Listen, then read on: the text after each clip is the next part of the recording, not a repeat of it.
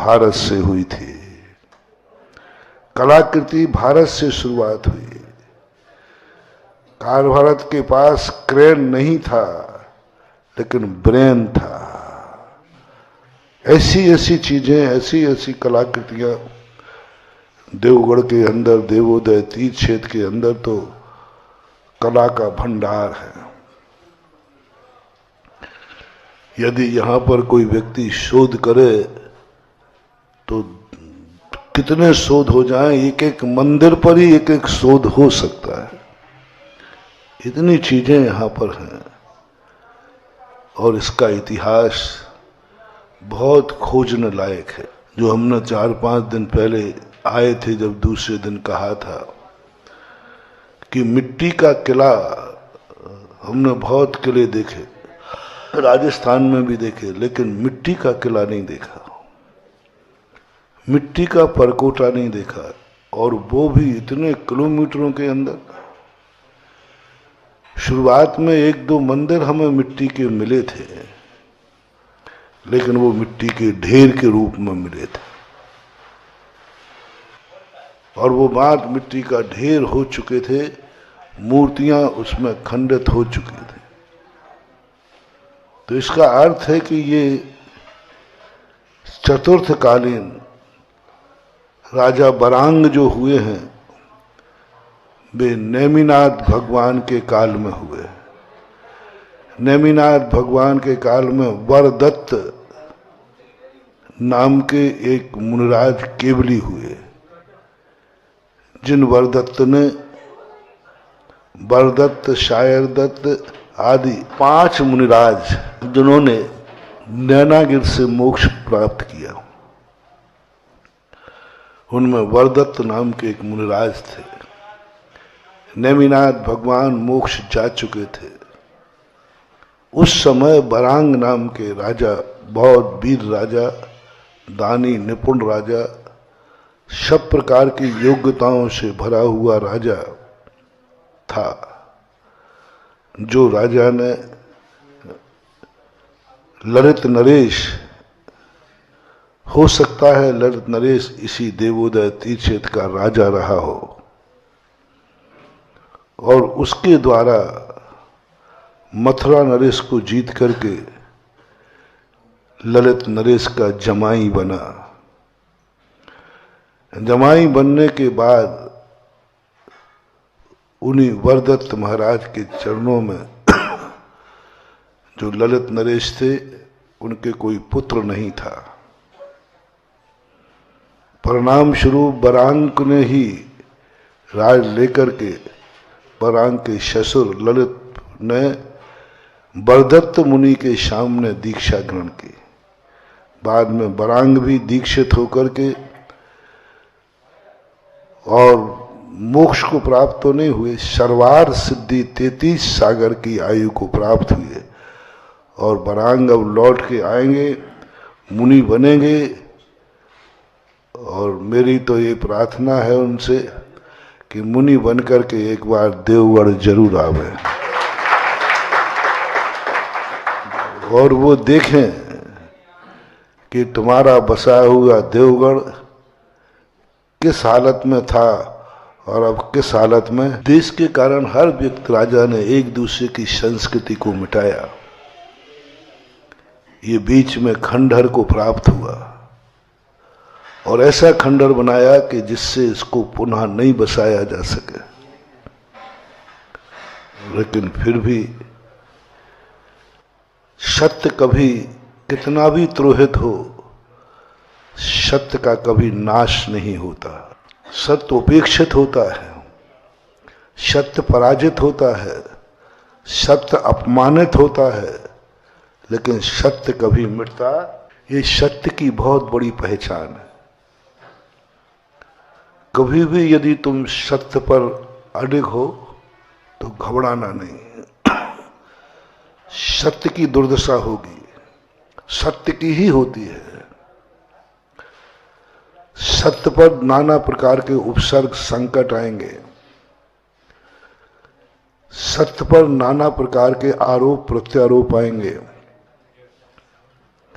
लेकिन यदि तुम सत्य पर हो तो कभी भी घबराना नहीं, चेहरे की मुस्कान मत जाने देना, मन को संक्लेशित मत होने देना, हृदय में पीड़ा मत होने देना, क्योंकि तुम सत्य पर हो।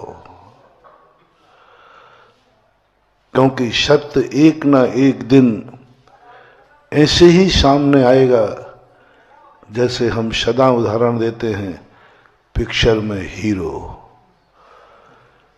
पूरी पिक्चर में 2 घंटे 55 मिनट, कितने घंटे की होती पिक्चर? 3 घंटे। हमारे समय 3 घंटे चलते थे, अब 2.5 हो गया। अब बताते हर चीज में पहले सप्ताह 7 दिन का होता था, 5 डे वीक, कम होते जा रहे हैं। 3 घंटे में 2 घंटे 50-55 मिनट तो हीरो की क्या होती है? जम की धुलाई, जम की दुर्दशा। कई बार तो ऐसा लगता है कि गया गया, लेकिन अंत के 5-10 मिनट के बाद अंत में हीरो ऐसा चमकता है, ऐसा चमकता है कि 2.5 घंटे के अंधकार को मिटा देता है। 2.5 घंटे की वेदनाएं सब खत्म हो जाती। सत्यमेव जयते। तो एक तो अपने जीवन में सत्य का स्वरूप समझो, घबराओ मत। ये मत कहो कि सत्य पर संकट आते हैं, सत्य पर ही संकट आते हैं, सत्य पर ही आते हैं। यही तो सत्य की कसौटी है। लेकिन सत्य मरेगा नहीं, हीरो मरता नहीं है। और खलनायक कितना भी ऐश करे, अंत में उसकी मौत तो हो नहीं। ऐसा ही हमारा जैन धर्म वो हीरो है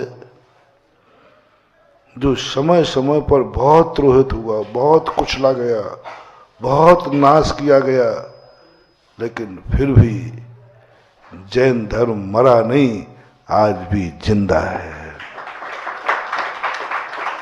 हमारे पूर्वजों में कितनी कला थी, कितनी कला थी। वो ऐसी कलाएं बना गए कि हम मिट जाएंगे लेकिन हमारी कला नहीं मिटेगी। हम मिट जाएंगे, हमारे भगवान नहीं मिटेंगे। लोगों ने, राजा महाराजाओं ने अपने बाप दादों की मूर्तियां नहीं बनाई, अपने पूर्वजों की मूर्ति नहीं बनाई, अपनी मूर्तियां नहीं बनाई, भगवान की मूर्ति बनाई। हम भली मिट जाए, हमारा वंश भी मिट जाए, लेकिन मेरे भगवान नहीं मिटना चाहिए। इतनी कलाकृतियां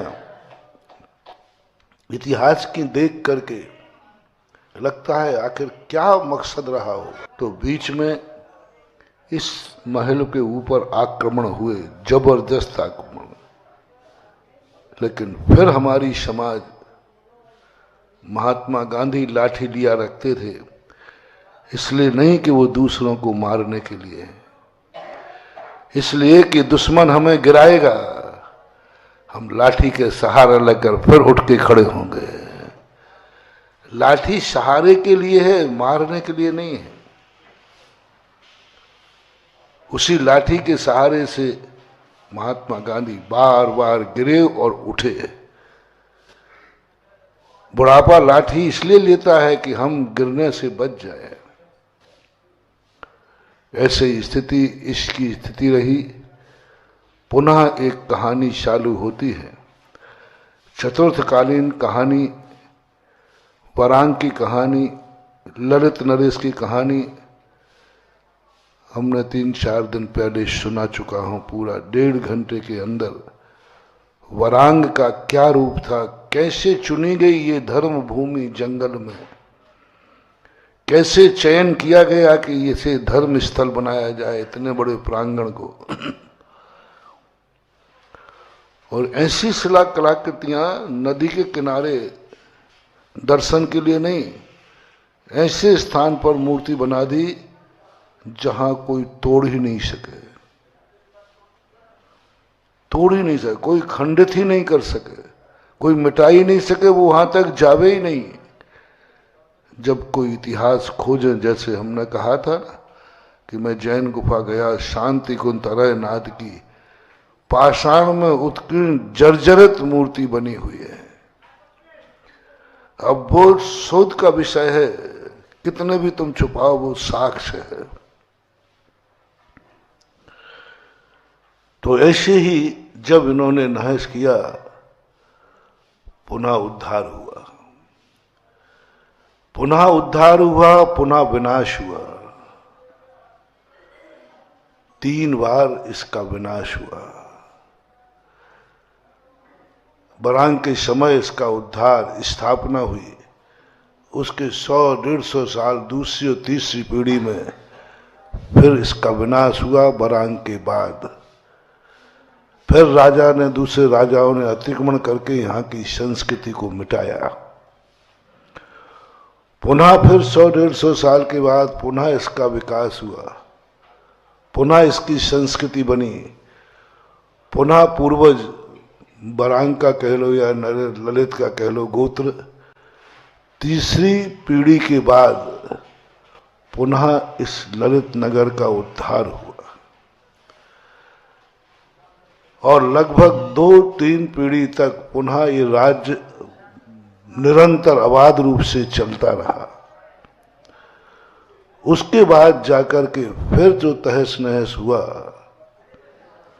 फिर लगभग 300-400 साल तक इसको किसी ने छुआ नहीं, क्योंकि उस तहस नहस के बाद लोगों ने इसके लिए उपेक्षित कर दिया, पड़ा रहा। बीच की और भी घटनाएं रही हों जो इतिहास में दफन हो गई।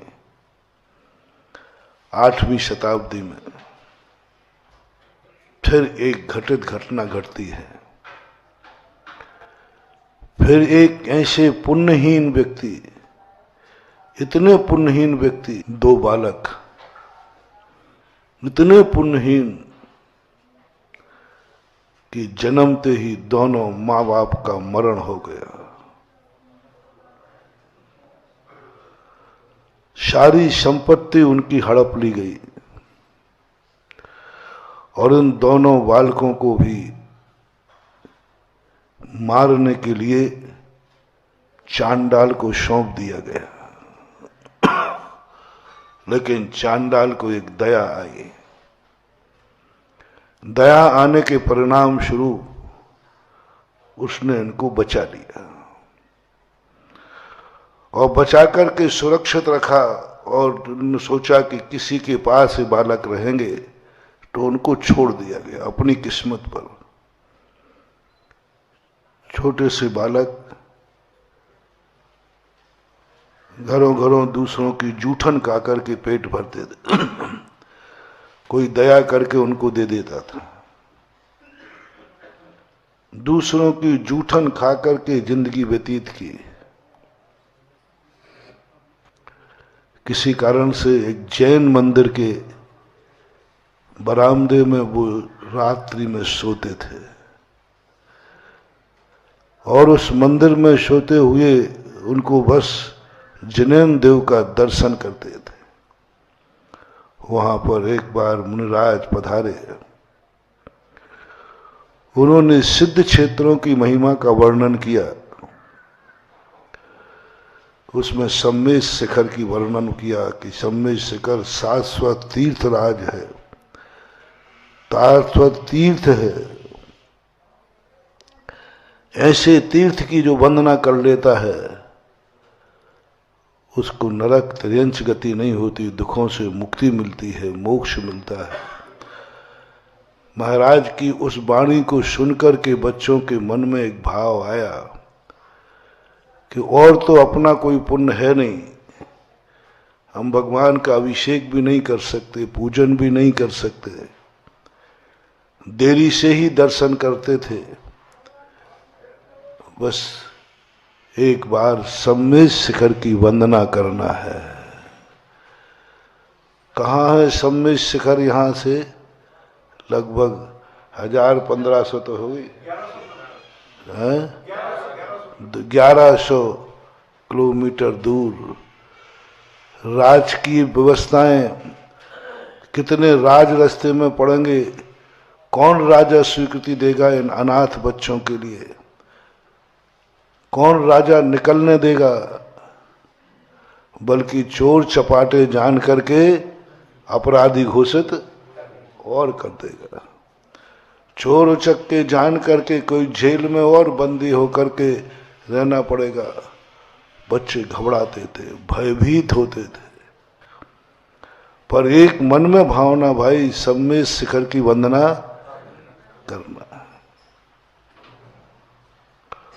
और किसी प्रकार से कुछ ना कुछ सोच करके भीख मांग करके, जो भीख में दाने मिलते उनमें से कुछ दाने मक्के के इकट्ठे करना शुरू कर दिए कि कभी यदि हमें सम्मेद शिखर की वंदना करने को मिला तो सम्मेद शिखर की वंदना खाली हाथ नहीं करेंगे। जाएंगे कैसे, ये उनके मन में कुछ भी रास्ता, चारों तरफ धुआंधार घनघोर कोहरा था, कोई सुराग, कोई ले जाने वाला नहीं, पूछते ही नहीं था कोई कौन ले जाए, कैसे ले जाए। जब वो लगभग 17-18 साल के हुए, एक दिन नगर सेठ ने घोषणा की, घोषणा पता चली कि सेठ जी सम्मेद शिखर की वंदना करने जा रहे हैं। 6-6 महीने, साल भर में वंदना होती थी, बैलगाड़ियां चलती थी। राजस्थान की एक घटना मिलती है 18वीं शताब्दी की मूलचंद सोनी की, कि उन्होंने 2000 व्यक्तियों की पद यात्रा के साथ सम्मेद शिखर की वंदना की थी। 2000 व्यक्तियों को, क्योंकि पहले सम्मेद शिखर की वंदना को कोई जा ही नहीं सकता था, कोई सेठ ले जाए, क्योंकि राज की सीमाएं पड़ती थी, उनको पार कैसे पड़े। वो सेठ थे, उन्होंने समस्त राजाओं से स्वीकृति लेकर के और उन्हें घोषणा कर दी, जिनको सम्मेद शिखर की यात्रा करना हो चले। तो वो 2000 व्यक्तियों की यात्रा का इतिहास मिला। ये बहुत पुरानी घटना, उससे पहली घटना लगभग 8वीं शताब्दी के लगभग की घटना। उस समय अब इन दोनों बालकों ने कहा, सेठ जी जा रहे हैं, बस इससे अच्छा मौका नहीं होगा। लेकिन वो सेठ जी अपने परिवार के अलावा किसी को नहीं ले जाना चाहते थे। इन बच्चों ने सेठ जी के पास गए, सेठ जी सम्मेद शिखर की यात्रा को जा रहे हैं, हम आपके यहाँ नौकरी करने को तैयार, जो कहोगे सब करें, बर्तन मांजेंगे, रात में ड्यूटी देंगे, जो आप कराओगे 24 घंटे करेंगे। सेठ ने कहा, तुम कौन हो, कहाँ के हो? बोले, साहब मेरा ना कोई पता है, ना मेरे माँ बाप हैं, ना मेरी कुल है, कुछ भी नहीं पता, हम तो बात जिंदा हैं, बस यही मैं हूं। वेतन क्या लोग? बोले कुछ नहीं लेना, आप दोगे तो एक टाइम का भोजन। सेठ जी थोड़े कंजूस थे। कभी कभी सेठों की कंजूसी बड़े फायदे की होती है। यदि वो सेठ जी कंजूस नहीं होते तो इनको नौकरी मिलने वाली नहीं थी। वो तो किसी अच्छे नौकरों को रखते बढ़िया, लेकिन उनकी कंजूसी ने, अच्छा और तो कुछ नहीं लोगे? बोले नहीं साहब, एक टाइम का भोजन दे देना। सेठ जी ने कहा, इतने सस्ते नौकर, और ड्यूटी कब की?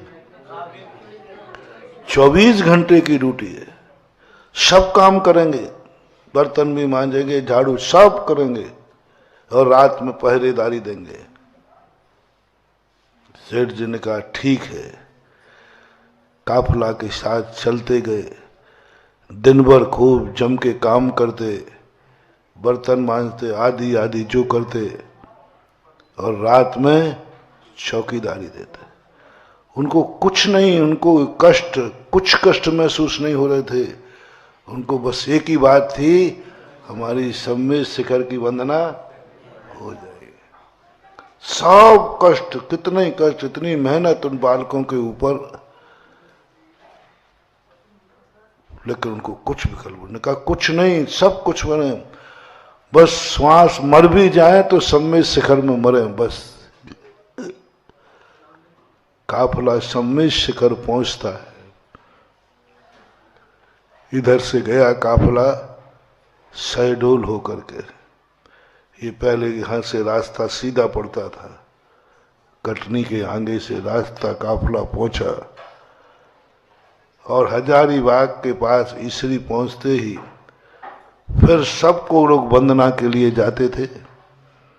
ये सबके भोजन तैयार करना, भोजन की सामग्री लगाना, बाद में बर्तन सब और रात में चढ़ते थे सेठ लोग वंदना के लिए।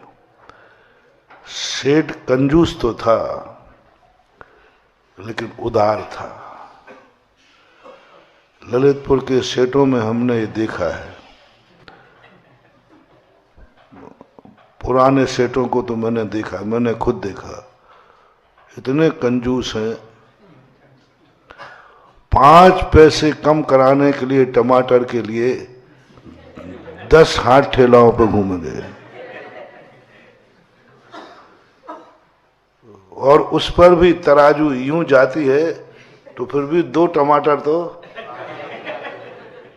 टलवा ही लेते हैं। लेकिन विशेषता ये है कि संसार के कार्यों में खर्च करने में कंजूस है। संसार के कार्यों में खर्च होने में 1 कौड़ी भी खर्च होती है तो भी उनको तकलीफ होती है। लेकिन जब परमार्थ की बात आती है तो शक्ति से बाहर भी बोली लेते हैं। मेरे साथ ही एक घटना घटी थी, एक किसी ललितपुर में। मैं छत पे खड़ा था, अटा मंदिर के नीचे सब्जी मंडी है। सुबह सुबह शौच से आकर ऊपर खड़ा था धूप में। नीचे एक सेठ जी थे, वो सब्जी की दुकान पे जा रहे, रेट पूछते और आगे बढ़ जाते, रेट पूछते और आगे बढ़ जाते। 15-20 मिनट तक वो ठेलों पर घूमते रहे, तब एक आखिरी ठेले पर से कुछ लिया उन्होंने, टमाटर वगैरह लिया। मैंने कि देखो ये कितने कंजूस हैं, ये बेचारे सब्जी वाले ठुठुर रहे हैं, सब कर रहे, इन पे इनको दया। उसी दिन कुछ बोलियां थी और बोलियों में कोई सौधर्मेंद्र की बोली लगी, 6 लाख रुपए में बोली गई। और जैसे ही 3 बोला वो खड़े हुए, अरे मैंने कहा ये तो वही सेठ है। अभी तो 2 पहियों से स्कूल वो दुकान जाता है, जाना तो वहीं है तुझे, और तो कहीं जाता नहीं। अब 4 पहियों से जाएगा। अभी 2 पहियों से हिंसा होती थी, अब 4 पहियों से हिंसा होगी। तो हिंसा की बढ़ोतरी हो, मैं खुशी से कैसे दे दूं? ये बात सुनकर के मेरे मन में आया, पंचम काल में भी आज धर्म है। 2 पहियों से जा रहा है, अब 4 पहियों से जाएगा, जाना तो वही है ना। जो काम पैदल से चले वो गाड़ी से क्यों?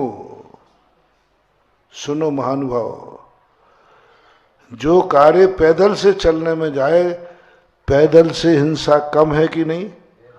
बहुत कम। जो कार्य पैदल से हो सके पैदल जाओ, गाड़ी मत उठाओ। हर चीज के लिए गाड़ी, 2 कदम जाना है तो गाड़ी।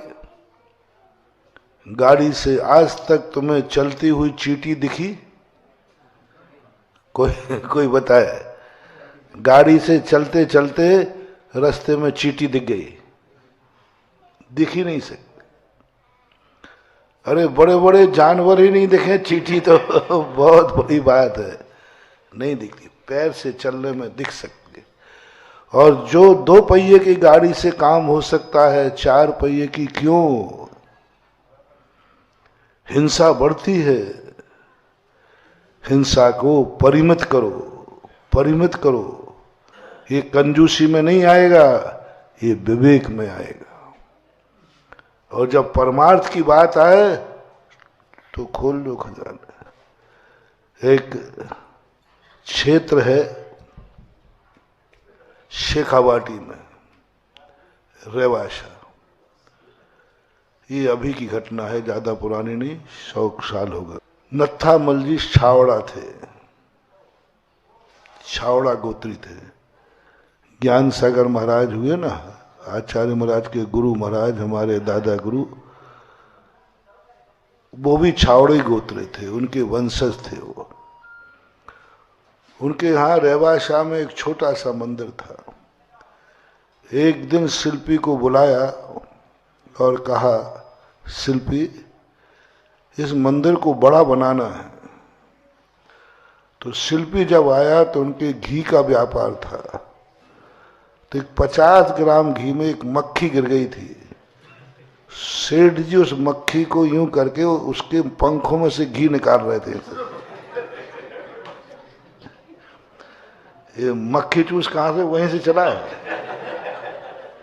मैं बहुत बार सोचता था ये मक्खी चूस का अर्थ क्या है।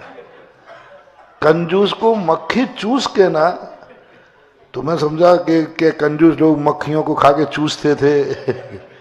अर्थ तो ही निकला मक्खी चूस, या ना मक्खी को चूसते होंगे चॉकलेट। ये समझ में नहीं आती बात कैसी थी। लेकिन मक्खी चूस प्रसिद्ध है कि नहीं? अरे भैया वो बड़ा मक्खी चूस है। तो अब मक्खी चूस का कैसे निकालें अर्थ? जब हम शेखावाटी गए रेवासा, वहां पता चला कि मक्खी चूस का कहानी यहां से शुरू हुई, उसके पहले भी चलती होगी।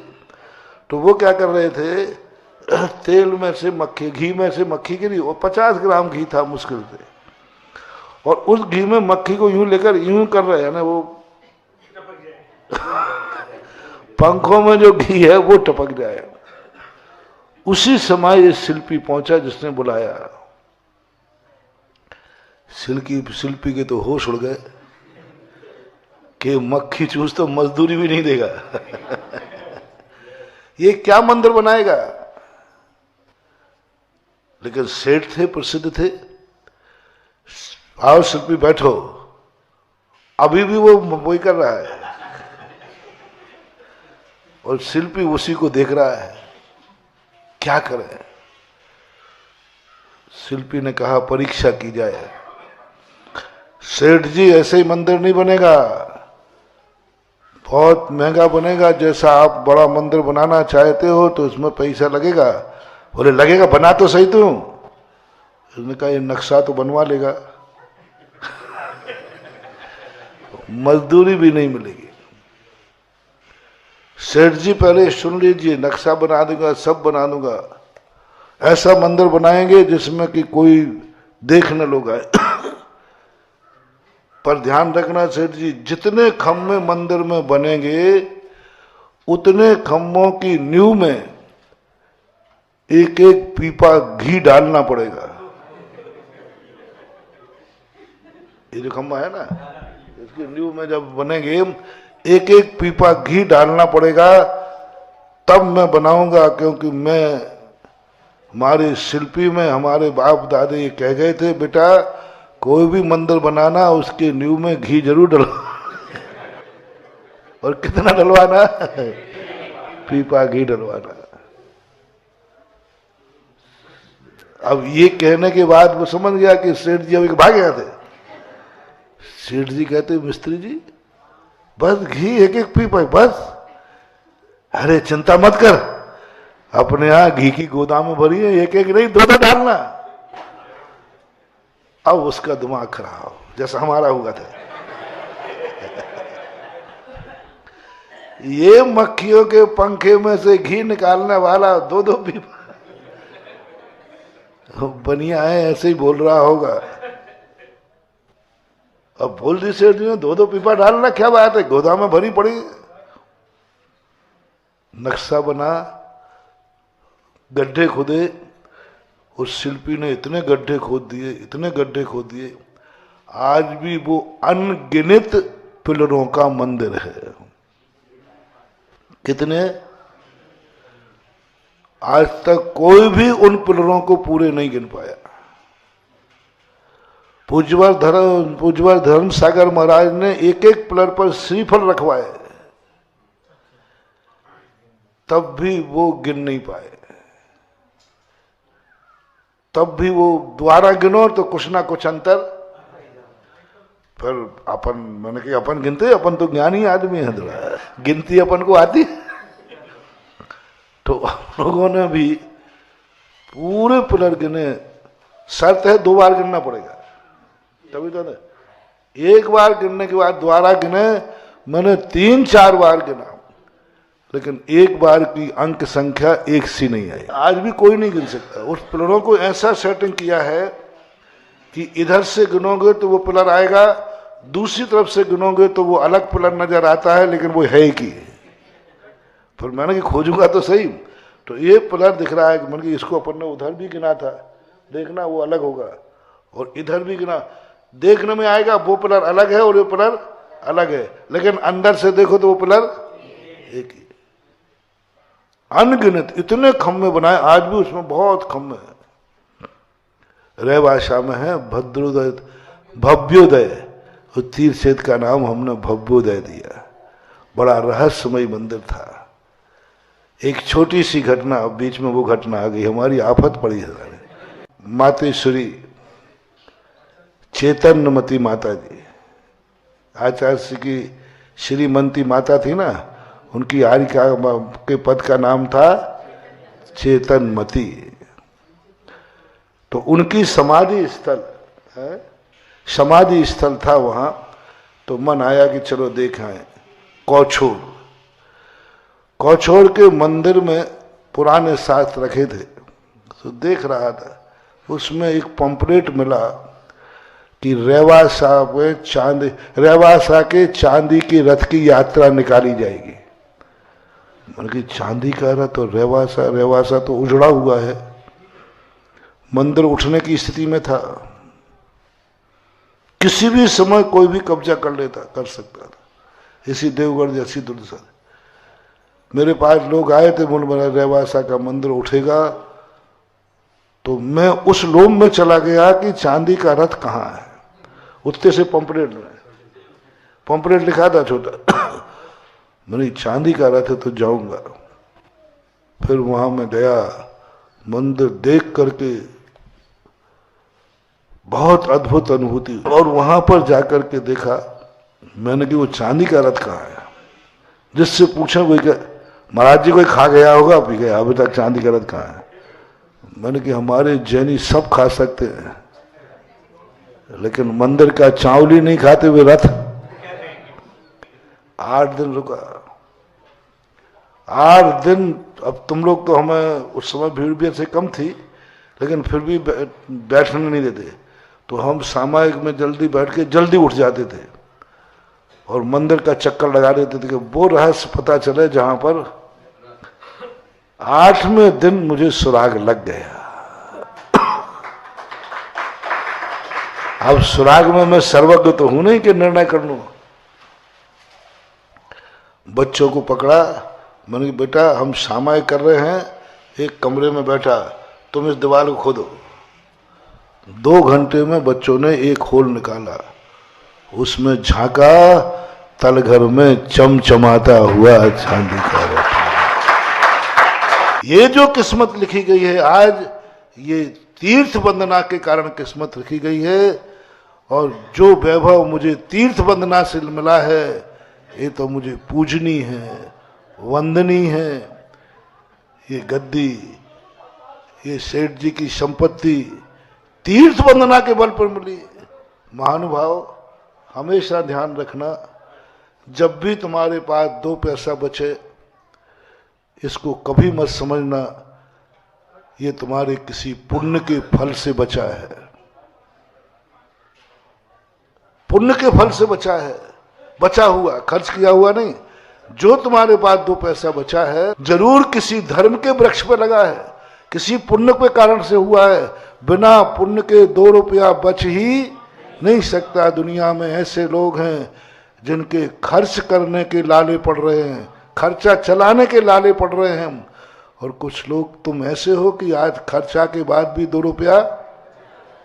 कभी भी ध्यान रखना, सबके लिए मोटिवेशन दे रहा हूं, जब भी तुम्हारे पास 2 रुपया बचे एक बात सोचना, दुनिया में ऐसे बदकिस्मती लोग हैं जिनके खर्चे के लिए भी पैसा, और आज मैं कि मेरे पास खर्च के पास भी 2 रुपया, जरूर ये 2 रुपया किसी धर्म का फल है, पुरस्कार में मिला है। हमने कोई अच्छा काम किया होगा, अच्छा दान दिया होगा, अच्छे दान के भाव किए होंगे, उस कारण आज हमारे पास एक मकान के बाद 2 हैं। जरूर मैंने कहीं जिनेंद्र भगवान का मंदिर बनाया होगा, कभी किसी आवास दान दिया होगा, तभी तो किसी को झोपड़ी रहने को नहीं है, और मेरे पास किसी के पास झोपड़ी भी नहीं हो, मेरे पास वो दूसरे मकान के ऊपर कह रहा हूं मैं। तुरंत सोचना ये किसी धर्म के वृक्ष पर लगा है। जब भी तुम्हारे पास ऐसा कभी पुण्य का उदय, बस एक ही बात सोचना, ये बचा हुआ जो पैसा है ये पाप का नहीं है, ये किसी पुण्य की कमाई का है। उस बचे हुए पैसे को पाप में मत जाने देना, मत जाने देना। सबसे बड़ा महापाप है वो जो बचा हुआ पैसा है उसको अय्यासी में मत लुटाना, उसको पापाचार में मत लुटाना, अन्यथा उसी दिन से तुम्हारा डाउनफॉल चालू हो जाएगा, उसी दिन से तुम्हारे बुरे दिन चालू हो जाएंगे, क्योंकि तुमने अच्छे फल को बुरे कार्य में खर्च करने का भाव किया, क्योंकि बचा है। वे दोनों बालकों ने कहा नहीं, ये धन हमें धर्म के प्रभाव से मिला, तीर्थ यात्रा के प्रभाव से मिला है, इसका हम उपभोग नहीं करेंगे, इस पर हम ऐशो आराम नहीं करेंगे, और पूरा सेठ जी का धन जो कुछ भी था वो उठा करके इस देवगढ़ की रचना कर डाली, देवगढ़ की स्थिति बना ली। बताते हैं कि उस समय जब देवपद खेपत हुए, यहां कोई विरोधी राजा था, तो कहता था तुम मंदिर नहीं बना पाओगे, हम खंडित करेंगे, तुम मूर्तियां नहीं बना पाओगे, हम खंडित करेंगे। देवपद खेपत ने कहा राजन,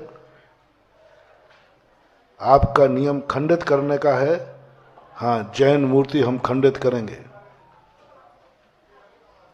तो राजन हम आपको तो रोक नहीं सकते, पर आप भी एक नियम कर लें, हमें आप बनाने से मत रोकना,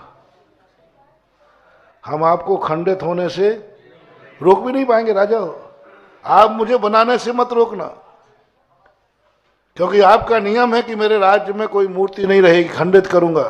ठीक है, आप अपना नियम पालन कीजिए, मेरा नियम है कि मैं मूर्ति बनाऊंगा। बोले कितनी बनाओगे तुम?